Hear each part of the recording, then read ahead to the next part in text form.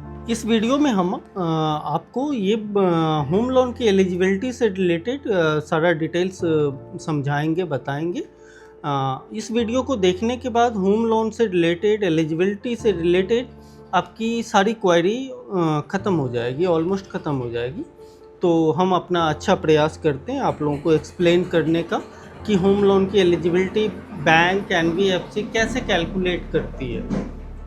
मान लेते हैं कि आपका सैलरीड हैं आप और आपका इनकम है 50,000 रुपये।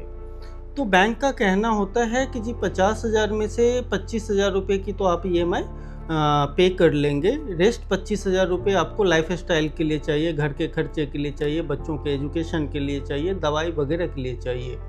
तो जो नेट इनकम वो काउंट करेंगे आपका 25,000 रुपये के आसपास। 25,000 रुपये की इनकम पे आप लगभग 25 लाख के लोन के लिए, 25 से 30 लाख के लोन के लिए आप एलिजिबल हैं। सपोज करते हैं एक फैमिली इनकम, कई बार बैंक कहता है कि जी फैमिली इनकम बताओ आप। तो फैमिली इनकम में क्या है, हस्बैंड भी अर्निंग है, वाइफ भी अर्निंग है, कोई छोटा भाई बड़ा भाई भी अर्निंग है।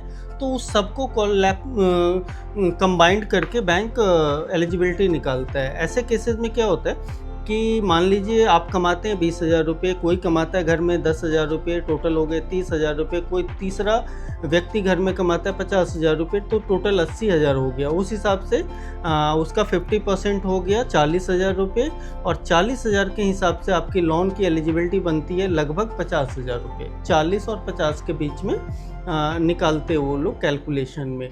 तो ये तो हो गया लोन एलिजिबिलिटी जी। अब उसमें क्या होता है, इनकम भी दो तरह के होते हैं। आज मैं आपको सैलरीड के क्लास का बता रहा हूँ, बिजनेस क्लास का नेक्स्ट वीडियो में बताऊँगा।